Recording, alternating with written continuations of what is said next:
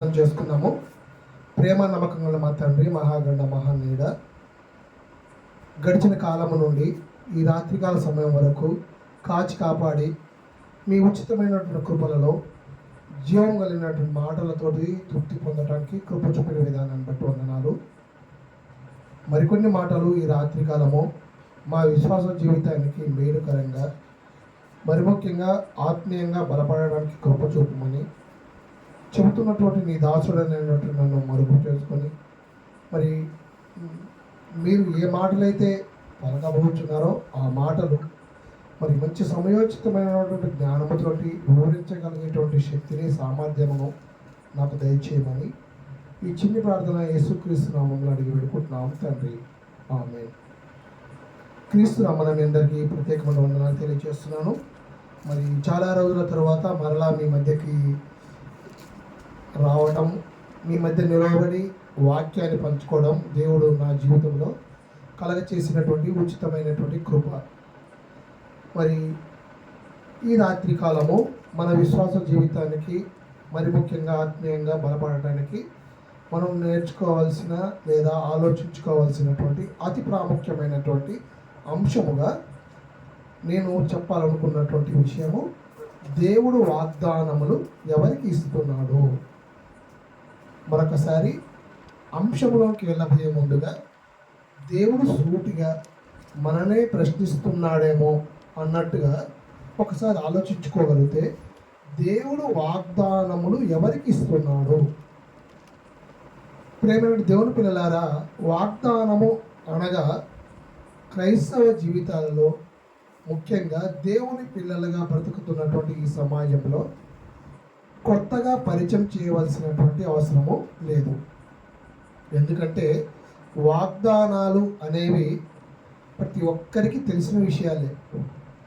నిజంగా సంవత్సరమునకు ఒక వాగ్దానము చొప్పున గడిచిన కాలాల్లో మనము అనేకమైనటువంటి వాగ్దానములు తీసుకున్న వారమే. అయినప్పటికీ నిజంగా దేవుడు వాగ్దానములు ఎవరికి ఇస్తాడు అనే అంశము ఆలోచించుకోవడానికి గల ప్రత్యేకమైన కారణం ఏమిటంటే, అసలు వాగ్దానం అంటే ఏమిటి అనే ఒక చిన్న అంశంతో ఆలోచించుకుంటూ పాఠంలోకి వెళ్ళగలిగితే, వాగ్దానము అంటే మాట ఇవ్వడము, అంటే ఒక ఒప్పందము, ఒక ఒడంబడిక. మాట ఇవ్వడము, ఒప్పందము లేదా ఒక ఒడంబడిక అనేది ఎవరికి ఇచ్చారు అనేది ఈ రాత్రికాలం మనము ఆలోచించుకుంటూ ఉండాలి. ప్రేమైన దేవుని పిల్లలారా, నిజంగా మనం ఒకసారి ఆలోచించుకోగలిగితే, సంవత్సరములకు ఒక వాగ్దానము చొప్పున ఒకవేళ దేవుడే మనకి వాగ్దానం ఇస్తే, సుమారుగా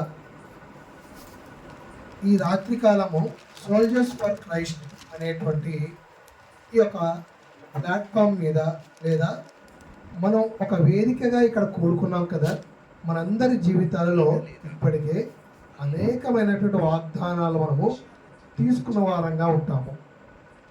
నిజంగా వాగ్దానము అంటే సంవత్సరములకు ఒకటే ఇచ్చేదా దేవుడు? బైబిల్లో నిజంగా అలాంటి వాగ్దానాలు ఎవరికైనా ఇచ్చాడా? ఒకవేళ ఇస్తే ఎన్ని వాగ్దానాలు ఇచ్చాడు? మనిషి జీవిత కాలంలో దేవుడు వాగ్దానం ఇస్తే ఒక్కో మనిషికి ఎన్ని వాగ్దానాలు ఇవ్వగలుగుతాడు? సుమారుగా లేఖన భాగాల నుండి మనం ఆలోచించుకోగలిగితే, నరుల ఆయుష్కాలము స్వల్పము, అత్యల్పము అన్నట్టుగా చెప్పుకుంటూ ఒకానొక సందర్భంలో 60 సంవత్సరములు, అధిక బలమున్న ఎడల 70 సంవత్సరములు అన్నాడు. అంటే సంవత్సరముకి ఒక వాగ్దానం తీసుకుంటూ మనం వెళ్తున్నప్పుడు 60-70 వాగ్దానాలు పొందినటువంటి వ్యక్తులు బైబిల్లో ఎవరైనా ఉన్నారా? నిజంగా మనుషులు 60-70 వాగ్దానాలు పొందినటువంటి వ్యక్తి మన చేతిలో ఉన్నటువంటి లేఖనాలలో, బైబిల్లో ఎక్కడైనా రాయబడి ఉందా? ఒకసారి ఆలోచించుకోవాలి.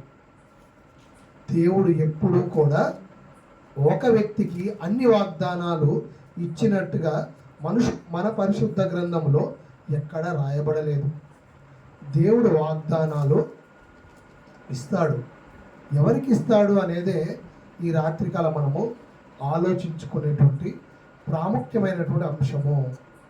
కొంతమంది ప్రేమైన దేవుని పిల్లలారా ఆలోచించుకోగలిగితే, ముఖ్యంగా డిసెంబర్ మాసంలో 31వ తారీఖు రాత్రికాలము వాగ్దానాల కోసము పరుగులు పెడుతున్నట్టుగా చాలా సందర్భాల్లో మనము ఆలోచించుకోగలుగుతాము.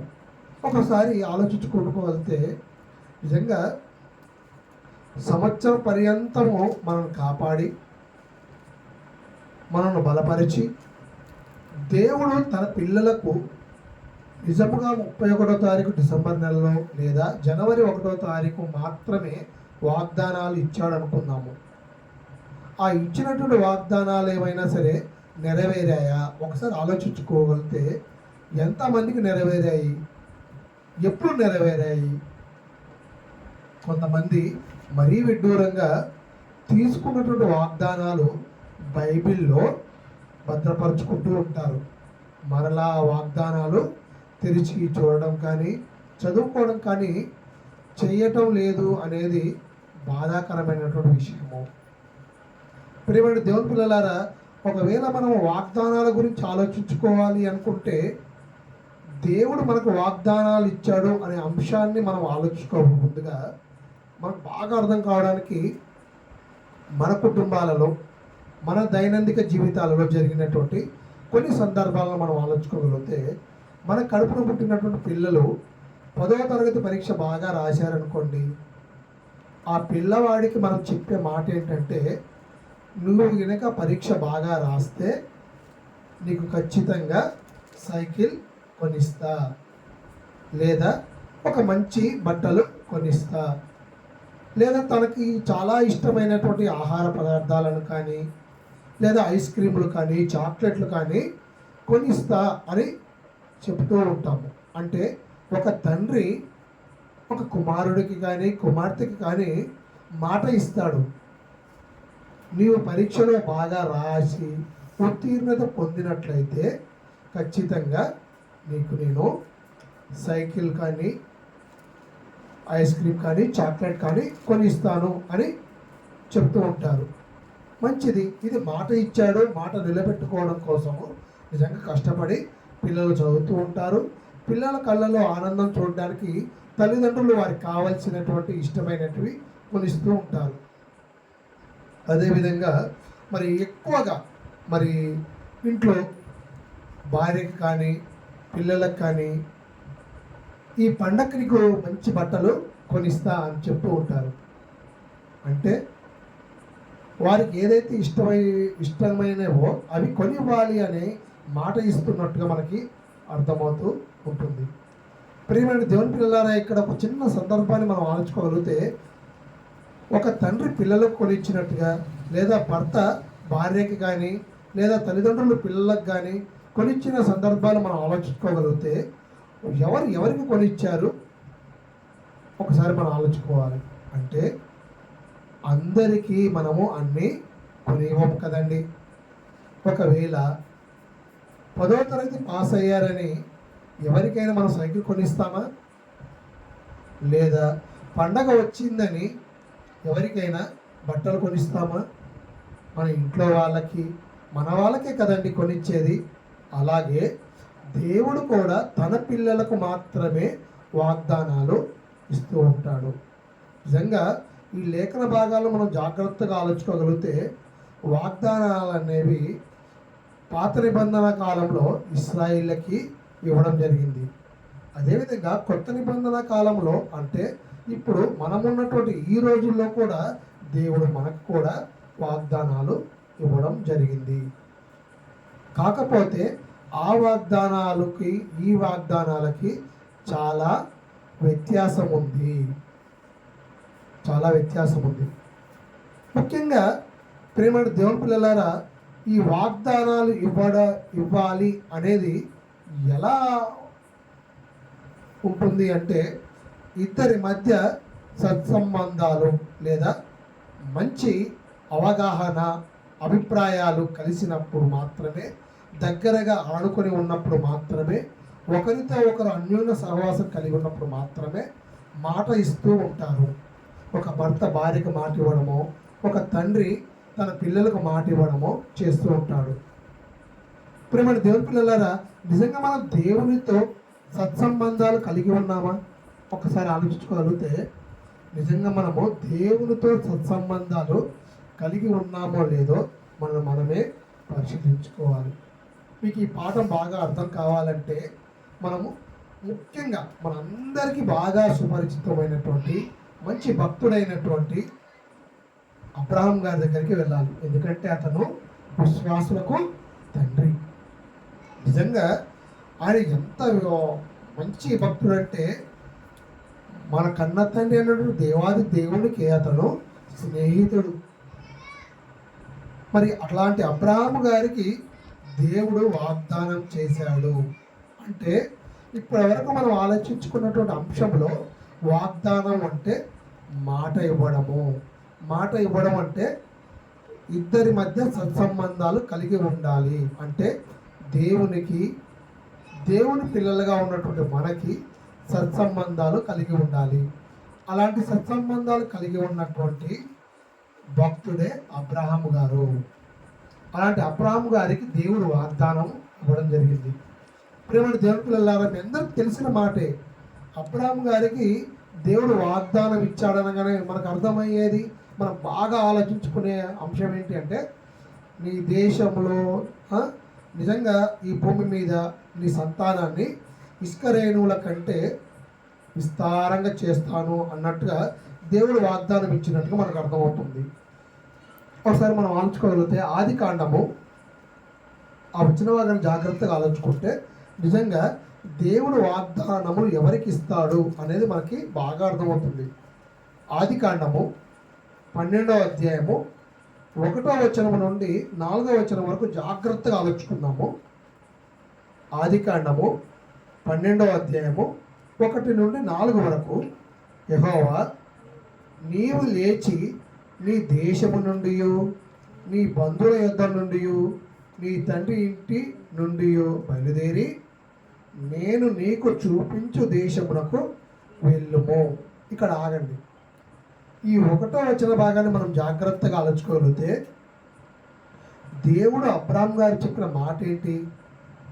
దేవుడు అబ్రహాం గారికి వాగ్దానం ఇచ్చాడు. వాగ్దానం ఇచ్చేటప్పుడు జరిగినటువంటి సందర్భాన్ని, సన్నివేశాన్ని మనం జాగ్రత్తగా ఆలోచించుకుంటే దేవుడు అబ్రహాం గారికి చెప్పిన మాట ఏంటి?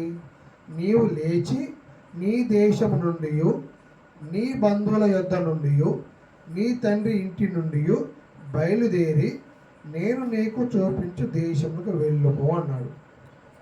ప్రియమైన దేవుని పిల్లలారా, ఇక్కడ జాగ్రత్తగా అండర్లైన్ చేసుకుంటూ వచన భాగాన్ని విడదీసుకుంటూ పరిశోధించగలిగితే వాగ్దానం చెయ్యాలి అంటే మొదటిగా చేయవలసిన పని ఏంటి?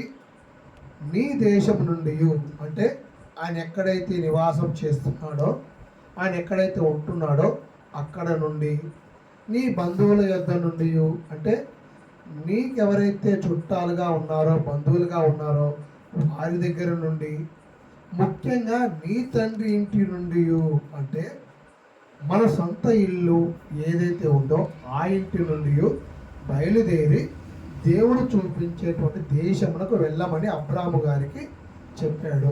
అంటే ఇప్పటి వరకు క్రైస్తవ లోకంలో విశ్వాసులుగా ఉన్నటువంటి వారు ఆలోచించుకున్నటువంటి విషయం ఏంటంటే, దేవుడు అబ్రహాం గారికి వాగ్దానం చేశాడన్నారే కానీ వాగ్దానం చేసే ముందు దేవుడు ఒక కండిషన్ పెట్టాడు, ఒక షరతు పెట్టాడు.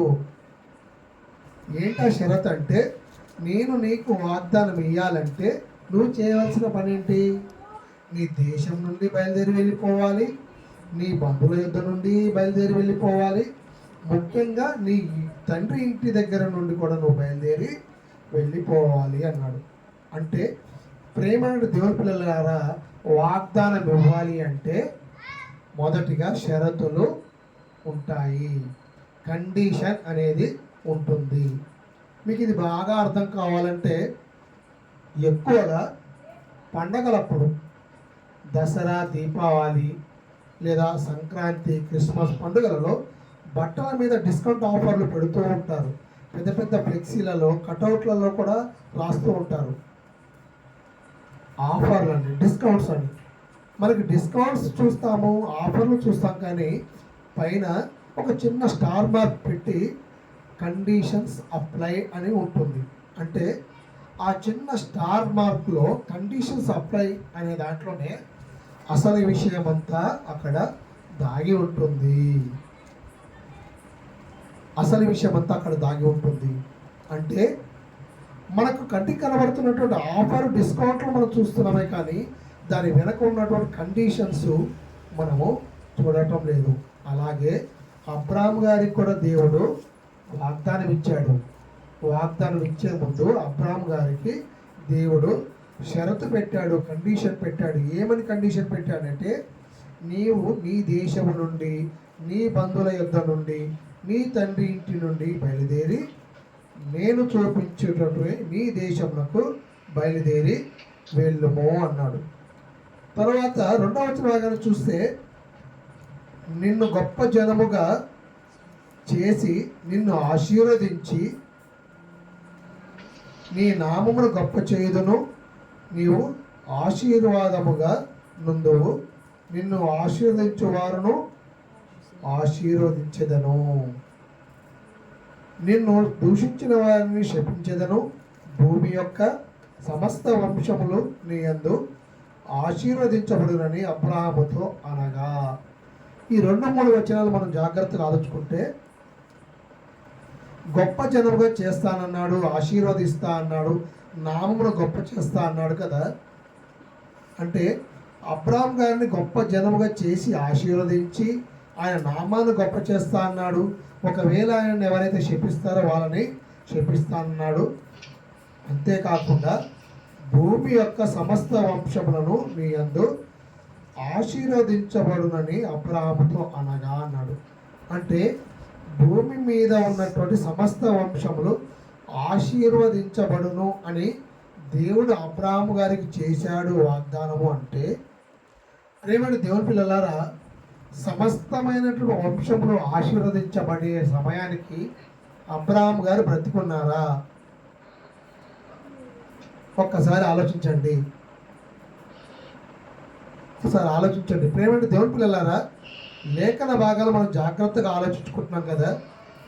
ముఖ్యంగా దేవుని మాటలు అన్నప్పుడు ఆ మాటల యందు భయభక్తులు కలిగి ఉండాలి. శ్రద్ధగా ఆలోచిస్తూ వాక్యాన్ని మనం పరిశీలించుకోగలిగితే, దేవుడు అబ్రాహాం గారు చెప్పిన మాట ఏంటంటే, సమస్త వంశములను ఆశీర్వదించబడును అన్నాడు. కాబట్టి సమస్తమైన వంశములు ఆశీర్వదించబడే సమయానికి అబ్రాహాము గారు బ్రతికి లేరు. ఇక్కడ మనకు ఒక విషయాన్ని బాగా ఆలోచించుకోవాలి. ఏంటంటే,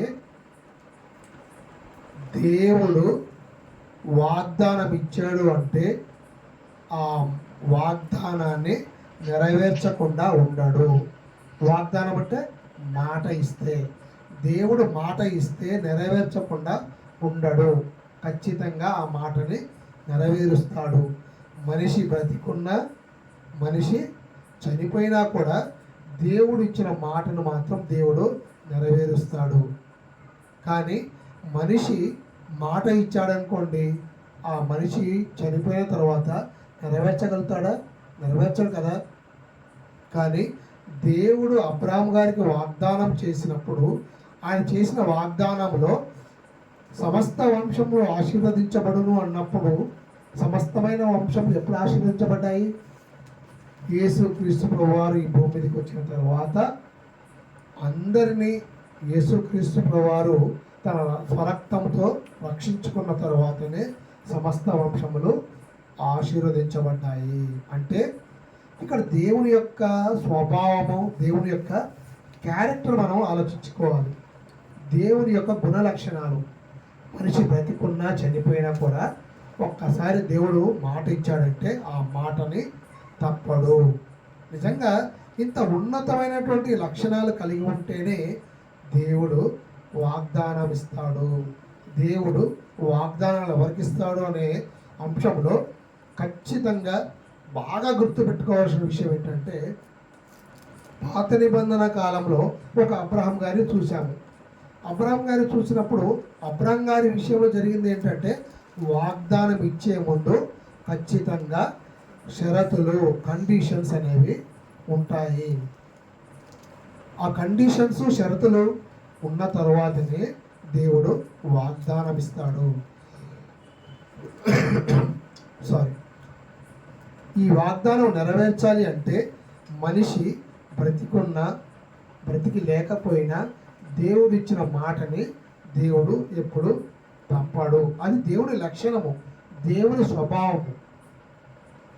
అలాంటి గుణలక్షణాలు కలిగినటువంటి మన కన్న తండ్రి అయినటువంటి దేవాది దేవుడు వాగ్దానాలు యేసుక్రీస్తు ప్రభువారు తర్వాత, అంటే యేసుక్రీస్తు ప్రభువారు వచ్చిన తరువాత ఇచ్చాడండి.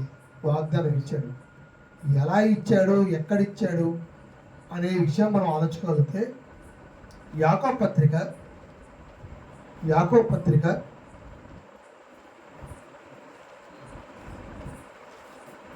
2వ అధ్యాయము 5వ వచనము. యాకోబు పత్రిక 2వ అధ్యాయము 5వ వచనము. నా ప్రియ సహోదరులారా, ఆలకించుడి. ఈ లోక విషయంలో దరిద్రులైన వారిని విశ్వాసమందు భాగ్యవంతులుగాను, తన్ను ప్రేమించు వారికి తాను వాగ్దానం చేసిన రాజ్యమునకు వారసులుగాను ఉండుటకు దేవుడు ఏర్పరచుకొనలేదా?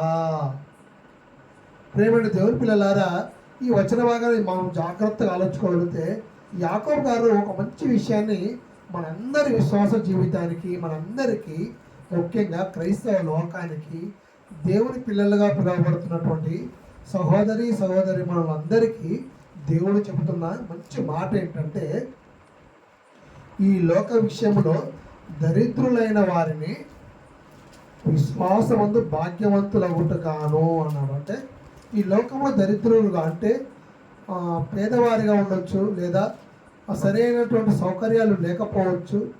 అయినప్పటికీ కూడా విశ్వాసమందు వారిని భాగ్యవంతులుగా చేస్తూ తాను ప్రేమించే వారికి తాను వాగ్దానం చేసిన రాజ్యమునకు వారసులుగాను అన్నాడు. అంటే ఎవరైతే దేవుణ్ణి ప్రేమిస్తూ ఉన్నారో వారికి దేవుడు వాగ్దానం చేశాడంట.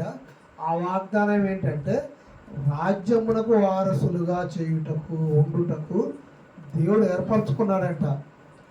అంటే ఒకనాడు పరలోకం నుండి మనం ఈ భూమి మీదకి వచ్చాం కదా, భూమి మీదకి వచ్చినటువంటి మనము మరలా ఆయన రాజ్యములకు వెళ్ళటానికి మనల్ని ఏర్పరచుకున్నాడు కదా. ఆ రాజ్యం వెళ్ళడానికి ఏర్పరచుకున్నప్పుడు మనం ఏం చేయాలంట?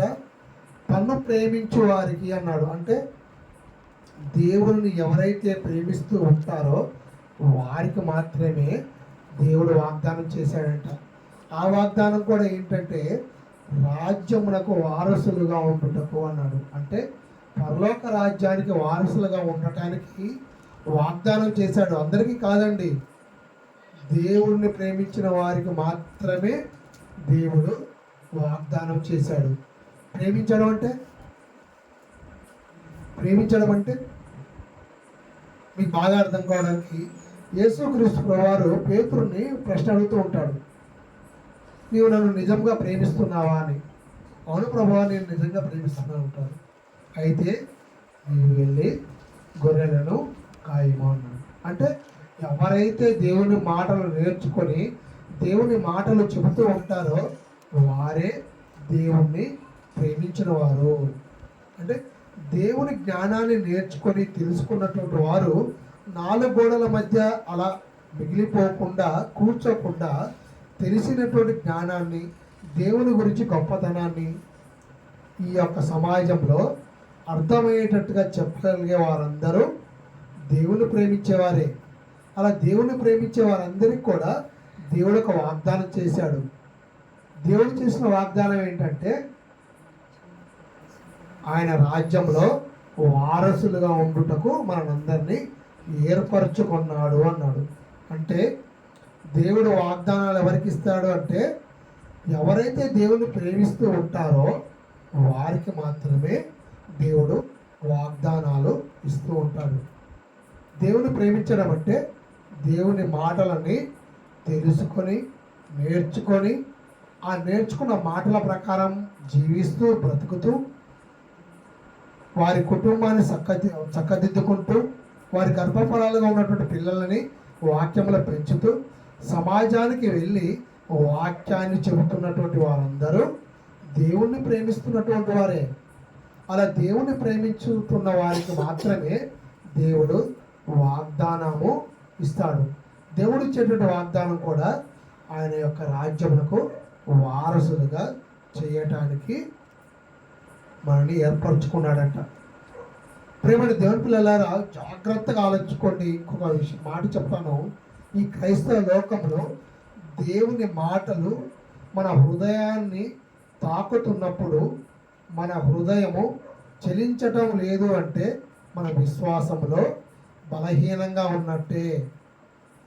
ఎప్పుడైతే దేవుని మాటలు మన హృదయాన్ని తాకుతున్నప్పుడు మన హృదయం చెలించి ద్రవించుతూ వెంటనే మనకు కొచ్చుకున్నట్టుగా అనిపిస్తుంది అంటే ఖచ్చితంగా మనము ఆత్మీయంగా బలంగా ఉన్నట్టే. ఒకవేళ మన హృదయము చలించకుండా వాక్యం వింటున్నా కూడా నిద్రావస్థలలో కానీ ఏదో వాక్యము ఆదివారం వెళ్ళాలి లేదా అవకాశం వచ్చినప్పుడు వినాలి అన్నట్టుగా నిరుత్సాహంగా ఉన్నట్లయితే మనం ఆత్మీయంగా బలహీనంగా ఉన్నట్టే. ఆత్మీయంగా మనం బలహీనంగా ఉంటే దేవుని మనము ప్రేమించే వారంగా ఉన్నాము. దేవుని మనం ప్రేమించే వారంగా ఉండకపోతే దేవుడు మనకి వాగ్దానము ఇవ్వడు. దేవుడు వాగ్దానం ఇవ్వకపోతే పరలోక రాజ్యానికి మనము వెళ్ళలేము, నిత్య నరకానికి జారిపోతాము. కాబట్టి ప్రేమైన దేవుని పిల్లలారా, ఎక్కడ వాక్యం వినపడుతున్నా, ఎవరు వాక్యం చెబుతున్నా వెంటనే ఆ వాక్యమును దేవుని మాటల ప్రకారంగా మన హృదయం చెలిస్తూ ఎప్పటికప్పుడు మన జీవితాన్ని మనం సరి చేసుకుంటూ ముందుకు వెళ్తూ ఉన్నామంటే ఖచ్చితంగా మనము ఆత్మీయంగా బలపడుతూ ముందుకు కొనసాగుతున్న మన విషయాన్ని మనము గ్రహించాలి. మన శరీరానికి రోగం వచ్చిందనుకోండి, భయపడిపోతాము. ఎందుకో తెలుసా? ఏమైపోతుందో, నేను బ్రతుకుతానో లేదో, నేను చనిపోతానేమో అన్న భయం అనేది ప్రతి ఒక్కరికి వస్తుంది. ఒక రోగానికి భయపడతావా? శరీరానికి వచ్చే రోగానికి భయపడతావు, ఒక మనిషికి భయపడతావు. ఎవరైనా మన దగ్గరకు వచ్చి భయపెట్టారనుకోండి, భయపడిపోతాము. బెదిరించారనుకోండి, భయపడిపోతాము. అంటే రోగానికి భయపడతాము, మనుషులకు భయపడతాము, బల్లులకు భయపడతాము, పిల్లులకు భయపడతాము, దోమలకు భయపడతాము, ప్రతి దానికి భయపడతాము. కానీ భయపడనల్లా ఎక్కడో తెలుసా? వాక్యానికి భయపడం. మనము వాక్యానికి భయపడమండి. ఎప్పుడైతే వాక్యానికి భయపడుతూ ఉంటామో వెంటనే మన జీవితాలలో కూడా మార్పు అనేది మొదలవుతుంది. రోగానికి భయపడినా భయపడకపోయినా పోయేదేమీ లేదు. మనిషికి భయపడకపోయినా పోయేదేమీ లేదు. బల్లికి లేదా దోమకి భయపడకపోయినా ఎవరికి భయపడాలో తెలుసా? దేవునికి భయపడాలి, దేవుని మాటకు భయపడాలి, వాక్యానికి భయపడాలి. ఇంకొక మంచి అద్భుతమైన విషయం మీకు చెప్తానండి. ఈ అంశాన్ని ఆలోచించుకుంటూ వెళ్తున్న మనందరికీ దేవుడు ఒక అద్భుతమైన విషయాన్ని మరుగు చేసినటువంటి సందర్భాన్ని మీకు జ్ఞాపకం చేస్తాను. ఏంటో తెలుసా?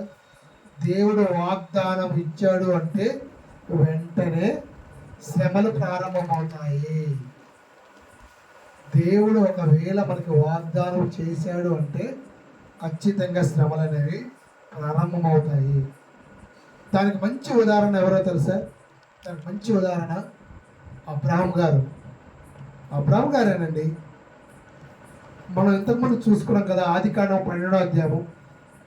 ఆదికాండం 12వ అధ్యాయం ముందు వరకు అబ్రహాం గారి జీవితము అంత కష్టాలు ఇబ్బందులు ఏమీ లేవండి. కానీ ఆదికాండం 12వ అధ్యాయం తర్వాత నుండి ఎప్పుడైతే దేవుడు వాగ్దానం చేశాడో అప్పటి నుండే ఆయనకి బాధలు మొదలయ్యాయి, కష్టాలు మొదలయ్యాయి, శ్రమలు మొదలయ్యాయి. ఒక అబ్రహాం గారి జీవితమే కాదండి, యోబు గారి జీవితము అంతే. యోబు గారి జీవితం అనే కాదు, ఈ బైబిల్లో లేఖనాలలో భక్తుల జీవితాలు, అందరి జీవితాల్లో కూడా ఎప్పుడైతే దేవుడు మాట ఇచ్చాడో, మాట ఇచ్చిన వెంటనే ఆ భక్తులకి శ్రమలు అనేవి ప్రారంభమవుతాయి. అదేవిధంగా దేవుని సంరక్షకుడుగా అంగీకరించి నిజంగా మన దేవుని పిల్లలుగా భూమి మీదకి వచ్చిన తర్వాత నిజంగా దేవుని మనం ప్రేమిస్తూ ఉన్నామని చెప్పుకుంటూ వాక్యాన్ని ప్రకటిస్తున్నామంటే మన జీవితాలలో కూడా శ్రమలు, కష్టాలు, ఇబ్బందులు మొదలవుతున్నాయి అని అర్థం చేసుకోవాలి. నాకేం కష్టం లేదండి, నాకేం ఇబ్బంది లేదండి, నాకేం శ్రమలు రావటం లేదండి అన్నారనుకోండి, ఖచ్చితంగా నీవు దేవుని వాక్యాన్ని సరి అయినటువంటి రీతిలో సరిగా చెప్పడం లేదు. మీరు విన్నటువంటి మాటలు మీ జీవితాల్లో సరిగా ఆపాదించుకోవటం లేదు, అన్వయించుకోవటం లేదు, ఆ మాటల ప్రకారం బ్రతకటం లేదు. కేవలం మీరే కాదు, మీ కుటుంబంలో ఉన్నటువంటి వారు కూడా బ్రతకడం లేదు అనే విషయాన్ని మనము జాగ్రత్తగా గమనించుకోవాలి. ఎందుకు ఈ మాట చెప్తున్నానంటే, వాగ్దానం పొందిన వెంటనే శ్రమలు అనేవి ప్రారంభమవుతాయి. నిజంగా ఇంకొక మంచి మాట మీకు బాగా అర్థం కావడానికి, దేవుడు మనకిచ్చిన వాగ్దానం ఏంటో మరి మొదటి యోహాను 2వ అధ్యాయము 25వ వచనము. మొదటి యోహాను 2వ అధ్యాయము 25వ వచన భాగాన్ని మనం చూసుకోగలిగితే, నిత్య జీవము అనుగ్రహించునన్నదే ఆయన తాను మనకు చేసిన వాగ్దానము. అంటే నిత్య జీవాన్ని దేవుడు ఇస్తాను అని చెప్పాడు, అదే దేవుడు మనకు చేసినటువంటి వాగ్దానము. నిత్య జీవం ఇస్తా అని చేసినటువంటి వాగ్దానం నెరవేర్చుకోవాలంటే మనమందరము దేవుని ప్రేమించాలి. దేవుని ప్రేమించడం అంటే దేవుని మాటల ప్రకారంగా దేవుని వాక్యమును మనము బ్రతుకుతున్నామన్న విషయాన్ని మనము అర్థం చేసుకోవాలి. అలా బ్రతకగలిగితేనే ఖచ్చితంగా దేవుడుండే లోకానికి వెళ్తాము. ప్రేమ దేవుని పిల్లలారా, మరి దేవుడు వాగ్దానాలు ఎవరికి ఇస్తాడంటే, ఎవరైతే దేవుని మాటల ప్రకారంగా బ్రతుకుతూ వారిని నమ్ముకొని వచ్చినటువంటి భర్తలను కానీ భార్యలను కానీ ఆ వాక్యం ద్వారా, మాటల ద్వారా మార్చుకుంటూ వారికి ఇచ్చినటువంటి గర్భఫలాలని ఆ మాటలలో దేవుని యొక్క జ్ఞానంలో పెంచుతూ సమాజంలో ఉన్నతంగా బ్రతుకుతూ ప్రతి ఒక్కరికి దేవుని గురించి గొప్పగా చెప్పేటువంటి కుటుంబాలు ఎన్నైతే ఉంటాయో వారందరికీ దేవుడు వాగ్దానాలు ఇస్తాడు. అంతేకాని ఎవరికి పడితే వారికి దేవుడు వాగ్దానాలు ఇవ్వడు. దేవుడు వాగ్దానాలు ఎవరికి ఇస్తాడంటే, ఎవరైతే దేవుణ్ణి ప్రేమిస్తూ ఉన్నారో, ఎవరైతే దేవుని మాటల ప్రకారం బ్రతుకుతూ ఉంటారో, ఎవరైతే దేవుని మాటలు చెబుతూ ముందుకు వెళ్తూ ఉంటారో వారికే దేవుడు వాగ్దానం ఇస్తాడు. దేవుడు ఇచ్చేటువంటి వాగ్దానం కూడా ఏంటి? నిత్య జీవం ఇవ్వడము. నిత్య జీవం ఇవ్వడం అంటే ఆయన రాజ్యంలో వారసులుగా చేస్తాడు, మనని వారసులుగా చేస్తాను అని చెప్పిన మాట మీరు జాగ్రత్తగా గుర్తుపెట్టుకోవాలి. ఈ రాత్రికాలం మనము అబ్రహాం గారి జీవితం చూసాం కదా, అలాగే భక్తులు, చాలామంది భక్తుల జీవితాలు మనము ఆలోచించగలిగితే వారికి వాగ్దానం చేసిన కొద్ది రోజుల్లోనే వారికి శ్రమలు అనేవి ప్రారంభమవుతాయన్న విషయాన్ని స్పష్టంగా మనకి అర్థమవుతుంది. కాబట్టి ప్రేమైన దేవుని పిల్లలారా, మరి ముఖ్యంగా దేవుడు వాగ్దానాలు ఎవరికి ఇస్తాడన్న అంశంలో ఎవరికి పడితే వారికి దేవుడు వాగ్దానాలు ఇవ్వడు.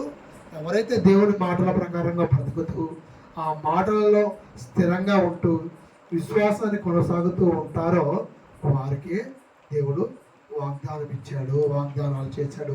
ఒకనాడు అబ్రహాం గారికి ఇచ్చారు, యోబు గారికి ఇచ్చారు, చాలామంది భక్తులకు ఇచ్చారు. యేసుక్రీస్తు వారు కూడా వాగ్దానాలకి సమాన వారసులుగా చేయటానికి ఆయన తన యొక్క స్వరక్తాన్ని ఇచ్చి మనని రక్షించుకున్నాడు.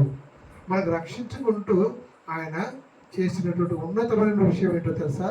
మనందరినీ దేవుడు ఏర్పాటు చేసుకునేటట్టుగా చేసి నిజంగా మనం దేవుని ప్రేమించేవారుగా ఉండేటువంటి అవకాశాన్ని కల్పించాడు. కాబట్టి మనమందరము దేవుని వాగ్దానాలు పొందేవారిలా ఆ యొక్క వరుసలో క్రమంలో ఉండాలని మీ అందరికీ మరొకసారి నేను తెలియజేస్తూ నా మాటలు ముగిస్తున్నాను.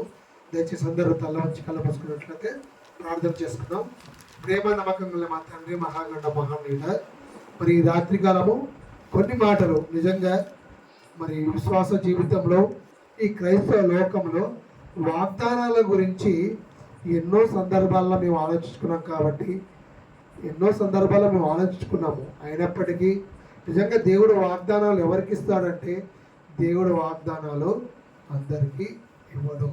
వాగ్దానం అంటే దేవుడు మాట ఇస్తాడు. దేవుడు మాట ఇచ్చాడు అంటే తప్పడం అన్నటువంటి లేదా ఆ